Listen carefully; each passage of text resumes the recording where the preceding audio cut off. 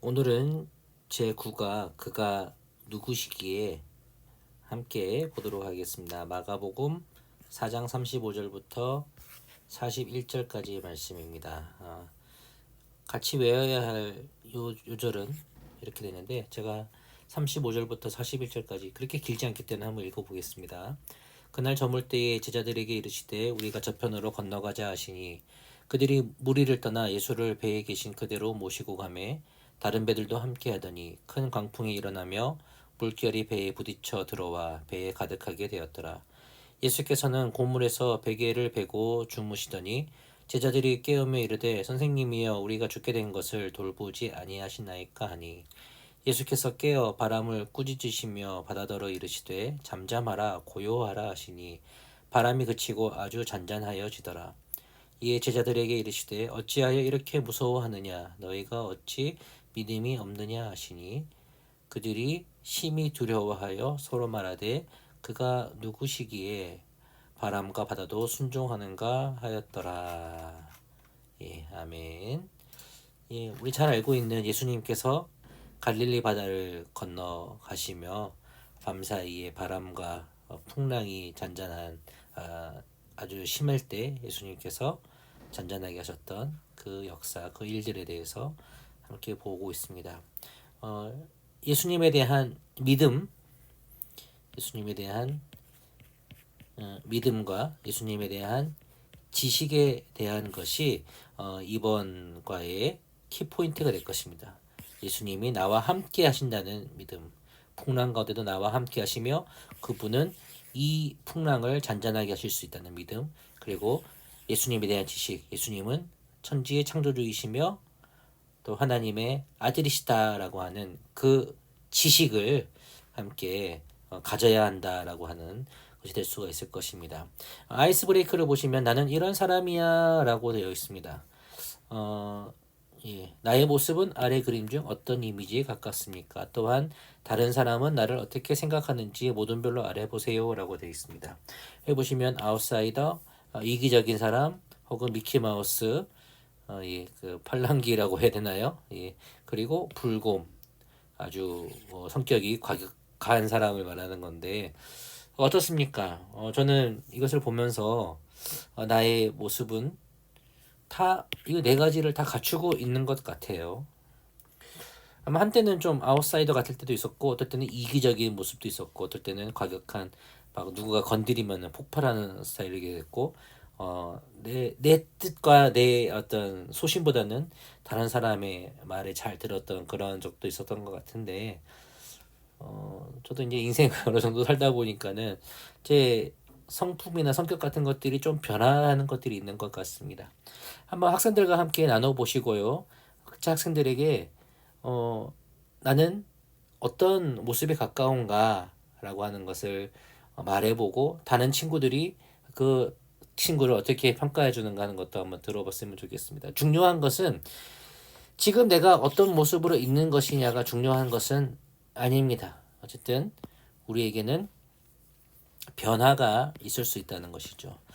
이 아이스 브레이크와 전체적인 이 공과 8과 9과의 내용과 함께 본다면은 어떤 변화를 말하겠습니까? 제자들이 예수님에 대한 믿음의 변화, 그리고 예수님에 대한 지식의 변화가 있었듯이 우리의 삶 속에서도 그런 긍정적인 변화로 인하여 하나님이 기뻐하시는 모습으로 살아갈 수 있어야 되겠다라고 하는 것을 이 아이스 브레이크 시간 때 한번 붙잡아 볼 수 있으면 좋을 것 같습니다. 그렇게 해서 다음으로 넘어가 보시죠. 숲으로 폭풍도 잔잔케 하시는 분.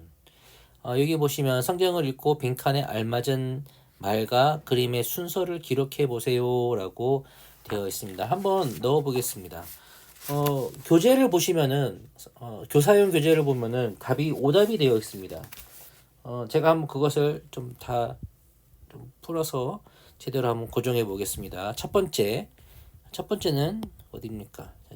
이겁니다. 예수님께서 갈릴리 바다를 건너가시기 전에 말씀하시는 거죠. 호수 저편으로 건너가자. 우리가 저편으로 건너가자 하는 게 첫 번째가 될 겁니다. 예. 두 번째는 바로 이 다섯 번째 그림이 되겠습니다. 호수를 건너가고 있는데 물이 가득 차서 죽을 지경이 되었다. 정말 큰일이다. 이러다가 배가 침몰하겠는 걸 파도가 몰아치는, 그러나 예수님은 여기 주무시고 있는 것을 우리가 볼 수가 있죠. 주무시고 다른 제자들은 두려워하는 것. 그래서 이제 제자들이 어떻게 합니까? 제자들이 선생님, 우리가 예, 세 번째 그림이죠. 선생님, 우리가 죽게 되었는데 돌보지 아니하십니까? 원망하는 모습들. 이제 우린 다 죽었어라고 믿음이 없는 모습들이 나옵니다. 그것에 대해서 예수님이 어떻게 하시죠? 여기가 잘못됐는데 이 교사형 교재는 이게 네 번째라고, 첫 번째 있는 그림이 네 번째라고 하고 이게 다섯 번째라고 하지만은 아닙니다. 그렇지 않고 오늘 말씀을 보시면 39절에 나와 있습니다. 39절에 고요하라 잠잠하라 하셨던 부분들이 나옵니다. 그래서 이 네 번째 그림이 바로 네 번째 순서가 되겠고요. 그리고 40절에 바로 이 첫 번째 그림이 나오죠. 여기 들어갈 말이 무엇이겠습니까? 이에 제자들에게 이르시되 어찌하여 이렇게 무서워하느냐? 어찌 믿음이 없느냐? 왜 무서워하느냐? 왜 믿음이 없느냐? 라고 물어보시는 장면, 이것이 바로 다섯 번째가 됩니다. 이렇게 하고 난 다음에 41절 마지막에 그들이 심히 두려워 말하되 그가 누구이기에, 저분이 누구시기에 바람과 바다도 순종하지라고 하는 부분, 이것이 마지막이라고 할 수가 있겠습니다. 이것을 한번 볼까요? 이게 몇 절에 해당하는 건지. 예, 첫 번째 그림, 이거는 바로 35절입니다. 예, 두 번째 그림은 야 큰일이 이제 바다가 됐다, 죽게 생겼다 라고 하는 것은 36절부터 37절까지 말씀이죠. 그리고 세 번째 그림, 이것은 38절에 나오고 네 번째가 39절에 나오고 너희가 왜 무서워하고 믿음이 없느냐라고 하는 것은 40절에 나오고요. 마지막으로 그가 누구이기에 바람도 바다도 순종하는가 라고 하는 것은 바로 41절에 나옵니다.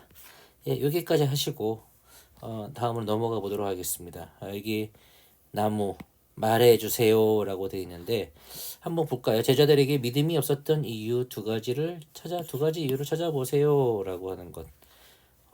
여기 보시면은 이 그림은 세 번째 있는 그림과 연결되고, 그리고 이 두 번째 있는 그림은 여섯 번째 마지막 그림과 연결이 됩니다. 예, 이것을 보시고 알 수가 있을 것입니다. 제자들에게 믿음이 없었던 두 가지 이유는 무엇인가? 예수님, 우리가 죽게 된 것을 왜 내버려 두십니까? 라고 하는 것. 이것은 한마디로 말해서 예수님에 대한 신뢰가 없었기 때문이다 라고 말할 수가 있습니다. 믿음이 없었기 때문에 믿음이 없었다.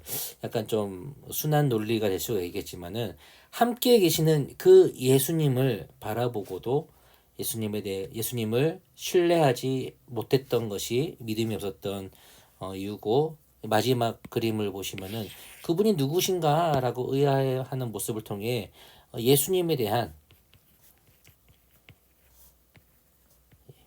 바른 지식이 없었다라고 말할 수가 있습니다. 지식이 없었기 때문에, 예수님에 대한 바른 지식이 없었기 때문에 믿음도 없었다라고 할 수가 있는 것이죠. 그래서 만약 여러분들이 내가 예수님과 함께 폭풍이 몰아치는 배에 있었다면 난 이렇게 할 것이다, 세 가지 부분으로 말할 수가 있을 건데요. 첫 번째, 어떻게 얘기했습니까? 예, 안심하시오. 제자들에게 안심하시오라고 이렇게 안정을 시켰을 것이고, 두 번째, 예수님께 예수님 왜 우리가 죽게 된 것을 내버려 두십니까? 라고 하는 것이 아니라 예수님께 공손하게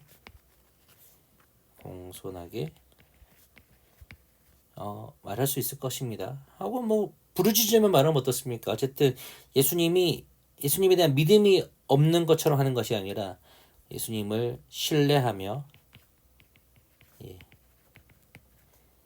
요청을 했겠죠. 살려주세요라고 요청을 했을 것이다.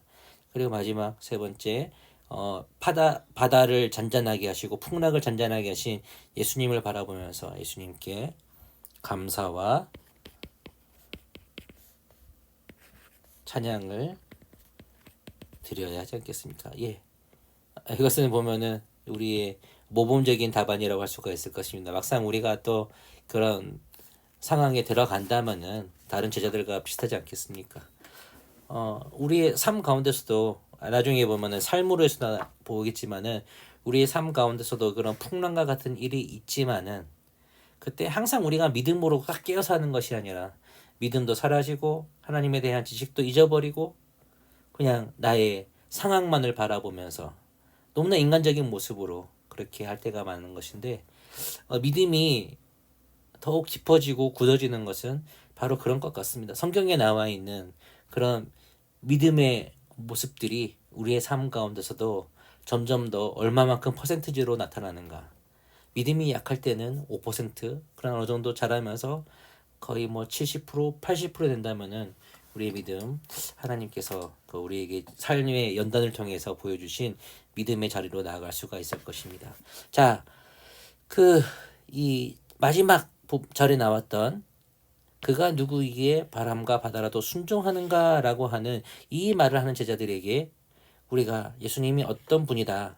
예수님에 대한 지식을 한번 말해줄 수가 있겠죠. 무엇입니까? 그것도 몰라. 예수님은 말이야. 어떤 분이시냐? 첫 번째는 예수님은 하나님의 아들이다. 하나님 아들이시다 라고 말할 수 있을 것입니다. 하나님의 아들이시기 때문에 능력이 있고 그리고 능치 못한 일이 없으시다라고 말할 수가 있을 것이고요. 두 번째는 예수님은 온 천지 만물의 창조주이시다.